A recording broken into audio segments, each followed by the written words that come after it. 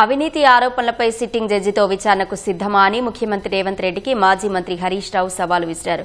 తన బావమరిది తమ్ముడిపై సీఎం ఆరోపణలు చేశారని, సీఎం తమ్ముడు బావమరిదిపై అవినీతి ఆరోపణలు ఉన్నాయని హరీష్ గుర్తు చేశారు.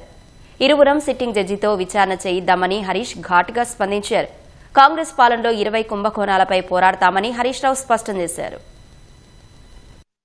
నా కుటుంబ సభ్యులు ధరణిని ఉపయోగించి బాలానగర్ మండలంలో నేనేదో అవినీతికి పాల్పడ్డా అంటాడు. నేను అంటా ఉన్నా, నువ్వు నా బావమరిది పేరు తీసినావు, నా తమ్ముడు పేరు తీసినావు, ఓకే, నా బావమరి మీద ఆరోపణలు చేసినావు, నా తమ్ముడి మీద ఆరోపణలు చేసినావు, హౌస్ కమిటీ వేయడానికి హరీష్ రావు రెడీయా అని నన్ను అడిగినావు కదా. I'm ready. నీ తమ్ముళ్ళు చేసిన భూ కుంభకోణాల మీద, నీ తమ్ముళ్ళు చేసిన టీడీఆర్ కుంభకోణాల మీద, నీ తమ్ముడు చేసిన కేఎల్ఎస్ఆర్ టెండర్ల కుంభకోణం మీద నువ్వు రెడీ అయితే నా తమ్ముడి మీద నేను కూడా రెడీ. ఇద్దరం కూడా ఎంక్వైరీకి ఇద్దాం. నా బావమరిది మీద ఆరోపణ చేసినావు కదా, నేను రెడీ.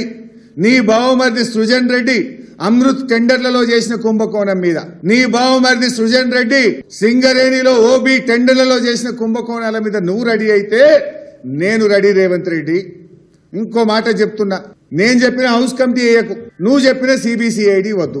ఇద్దరం కలిసి హైకోర్టు సిట్టింగ్ జడ్జి చేత విచారణ జరిపిద్దాం. Are you ready mister Revanth Reddy? Let's give it to high court sitting judge. నిజానిజాలు బయటకు రాని. I'm ready. Are you ready? తోక ముడిచి బారిపోకు, చిల్లర మాటలు మాట్లాడకు, నీ చెంచాగాలతో నన్ను తిట్టించే ప్రయత్నం చేయకు. దమ్ము ఉంటే, నిజాయితీ ఉంటే come on, will give it to sitting judge. Are you ready? లేదంటే క్షమాపణ చెప్పు. తప్పుడు ఆరోపణలు చేసినందుకు క్షమాపణ చెప్పు. నేనెన్నడూ పొంగిరెడ్డి గారికి ఫోన్ చేయలే.